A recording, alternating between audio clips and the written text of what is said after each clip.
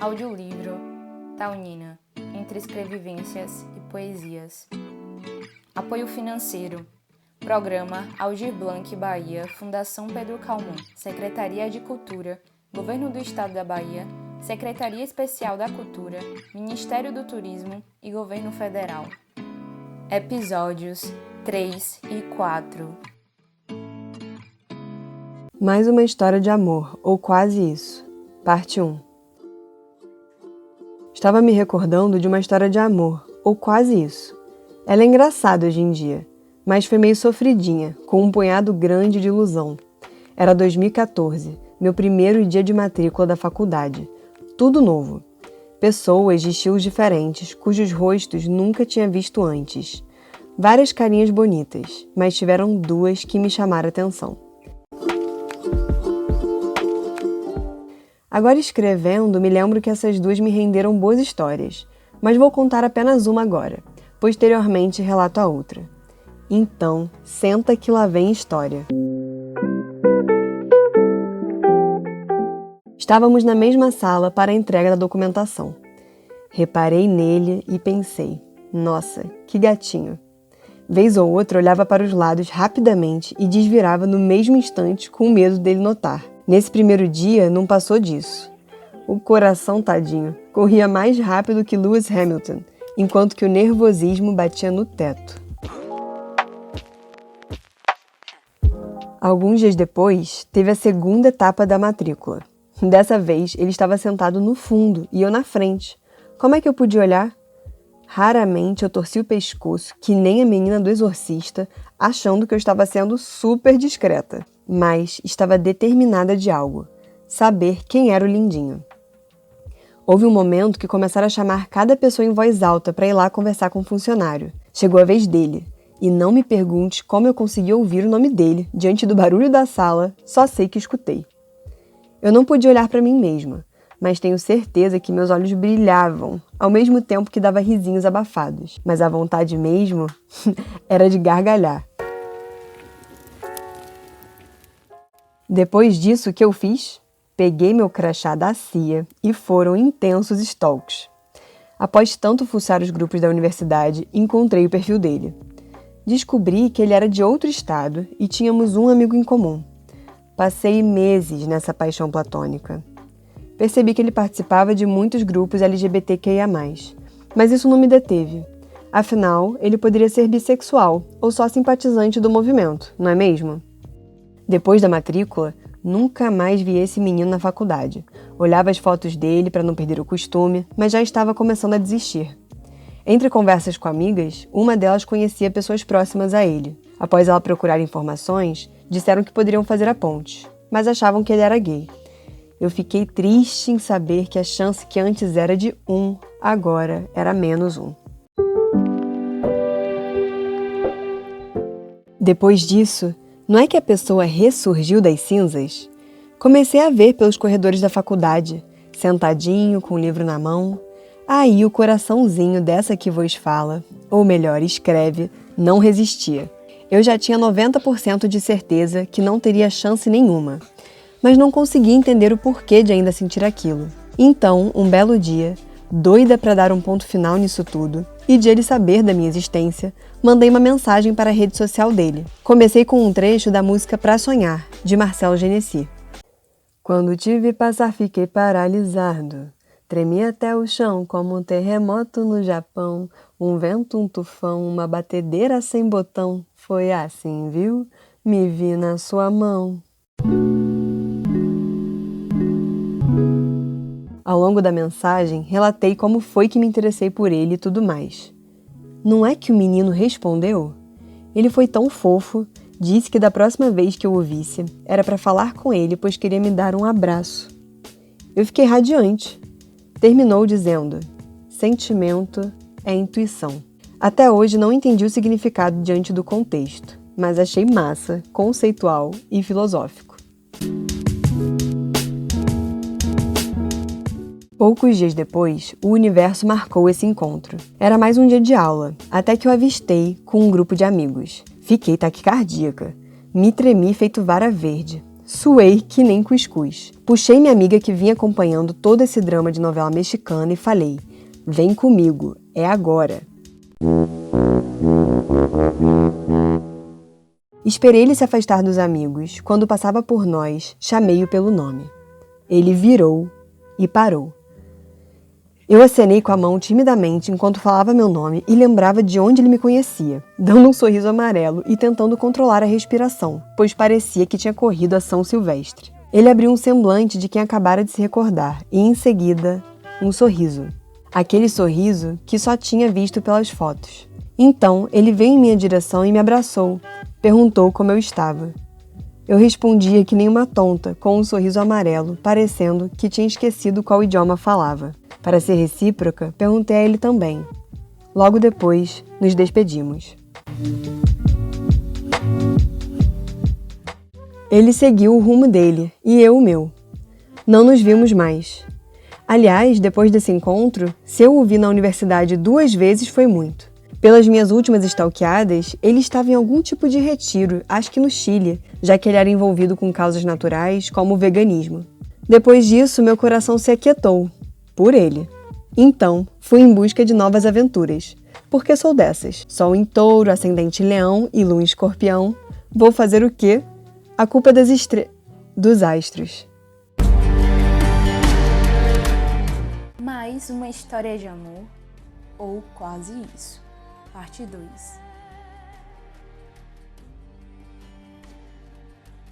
Sonhei essa semana com o meu outro crush e hoje vi lembranças do Facebook. Então lembrei que precisava escrever sobre essa história. Naquele dia de matrícula, um outro rapaz me atraiu. Ele era alto, tinha dreadlocks e uma barba interessante. Porém, o que mais me chamou a atenção foi o livro que ele trazia nas mãos, tendo os olhos atentos à leitura. Pensei, além de gatinho, gosta de ler. Bem interessante. Eu estava sentada nas primeiras fileiras da sala e ele estava a algumas cadeiras distante, posicionado ao meu lado direito. Eu dava umas viradas na tentativa de conseguir enxergar o título do livro. Porém, o mais longe que consegui identificar foi a cor da capa. Vermelha. Um vermelho vivo, que eu poderia reconhecer em qualquer outro momento. Por fim, fiz minha matrícula e fui embora. Fim? Não. Senta que lá vem a história. Mais uma. No primeiro dia de aula, quem estava na minha turma? Sim, ele mesmo, o dono dos dreads e do livro da capa vermelha. No primeiro, no segundo, no terceiro e em toda a semana, nós tínhamos pegado a mesma grade curricular do semestre. Ou seja, éramos coleguinhas de turma. Muitos risos. O calorzinho no peito só aumentava, porque ele era muito participativo, inteligente e falava super bem. O sapso sexual da pessoa que gritava. A primeira semana de aula foi indo embora, até que no fim da de sexta-feira à noite eu puxei conversa com ele. Não me pergunte o que foi que eu falei, só sei que ele foi muito simpático e conversamos rapidinho. E óbvio, eu fiquei ainda mais derretida. Lembra da minha amiga que também tinha contato comum com o outro crush da parte 1? Pois é, ela começou a andar com o meu crush dessa história, que vou chamar de Bob. Eu comentei com essa amiga sobre meu interesse e ela disse: ele tá muito arrasado, porque terminou um namoro de anos, morava com a mina e tudo, e ela foi para outro país. Logicamente, a pessoa aqui percebeu que tinha 0 chances, mas o interesse se manteve persistente. Aos poucos, a vida se encarregou de aproximar eu e ele. E olha, ela caprichou, viu? Uma bela noite estava eu, cansada depois de um dia cheio esperando o ônibus para ir para casa. De repente, Notei que Bob também estava no ponto da faculdade. Ele me viu e veio em minha direção abrindo um sorriso. Meu cansaço foi logo embora. Começamos a conversar até que perguntei qual ônibus ele iria pegar. Adivinha? O mesmo que o meu. No mesmo instante, a única reação que tive foi soltar um bom em baiano. Oxi! Tentando consertar a cara de espanto, disse em seguida: que coincidência, né, menino? Dando um sorriso amarelo enquanto o coração corria aos tropeços. Durante o trajeto do ônibus, conversamos quase 1 hora ininterruptamente, até que chegou a hora de eu descer, pois eu morava 2 pontos antes dele. Sim, morávamos no mesmo bairro e super próximos. Fomos nos aproximando ao longo do semestre. Nossas conversas eram tão maravilhosas. Eu lambia muito o cérebro dele. Conversamos sobre tudo, desde a efemeridade da nossa existência até a qualidade duvidosa da comida do restaurante universitário.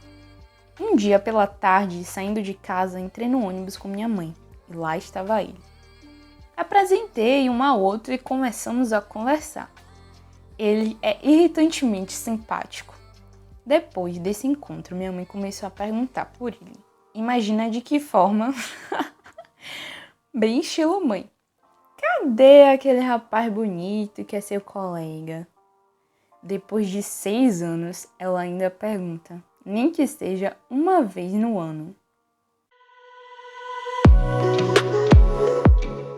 Em uma das noites que voltávamos juntos, eu não resisti e caí na tentação de me declarar. Mentira! A vontade era essa, mas para parecer descolada e desapegada, perguntei com o coração a toda velocidade.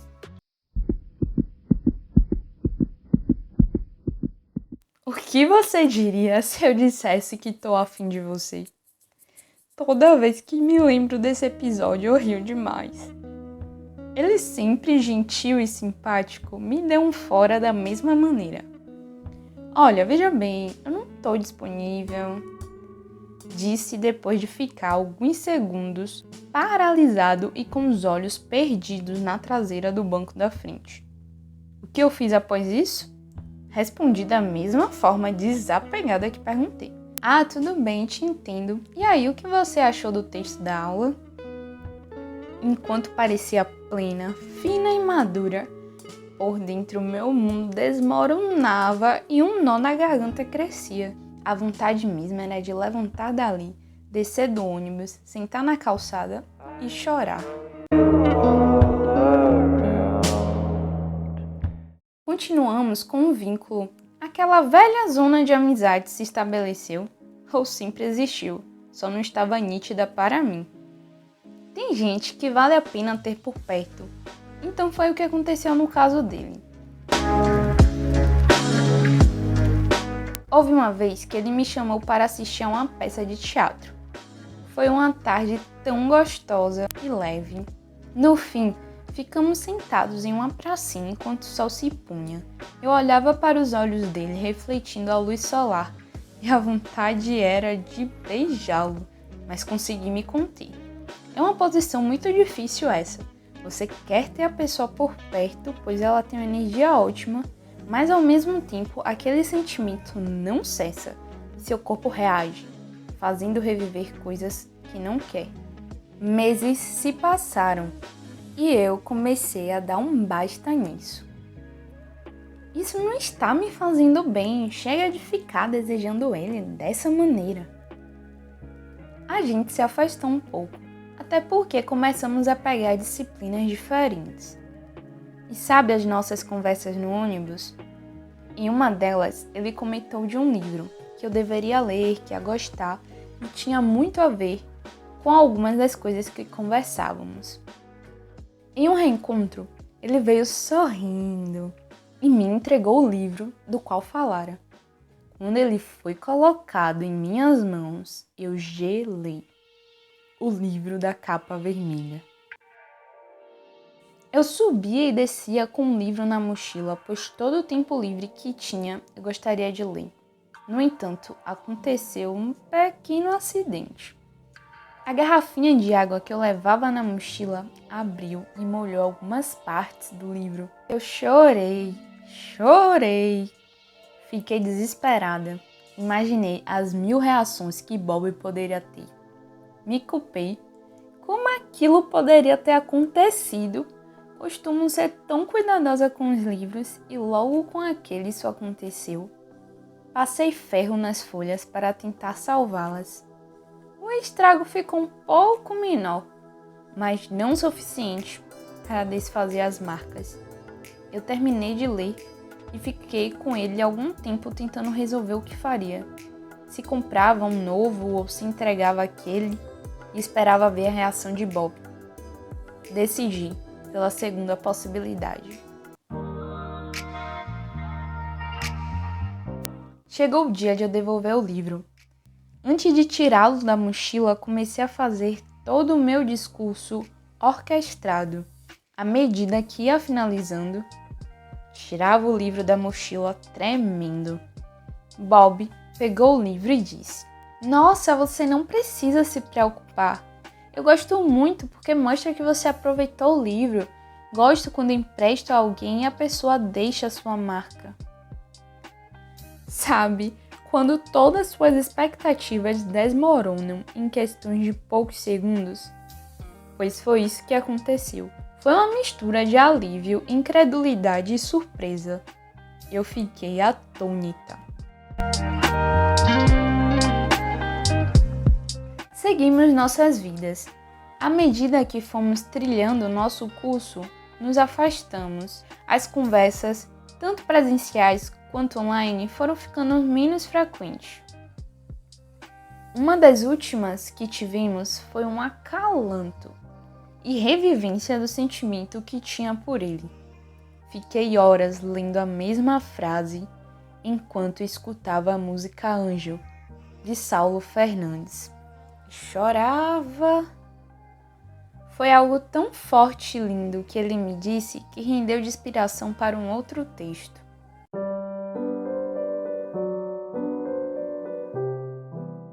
Chegou a hora de eu dizer adeus a qualquer vestígio amoroso. Depois dessas crises de choro que tive embaladas por Anjo, peguei um pedaço de papel, escrevi o nome de Bob e depois o queimei. Para mim, foi uma morte simbólica e energética, já que o fogo transmuta. Depois desse ritual, eu não só virei a página, como também fechei o livro. Meu sentimento por ele mudou e hoje ficou apenas a admiração. Há pessoas que passam por nossa vida e a marca de algum modo. Bob marcou a minha de uma forma muito positiva. Sou grata. Ah, e qual era o livro? O Evangelho segundo Jesus Cristo, de José Saramago.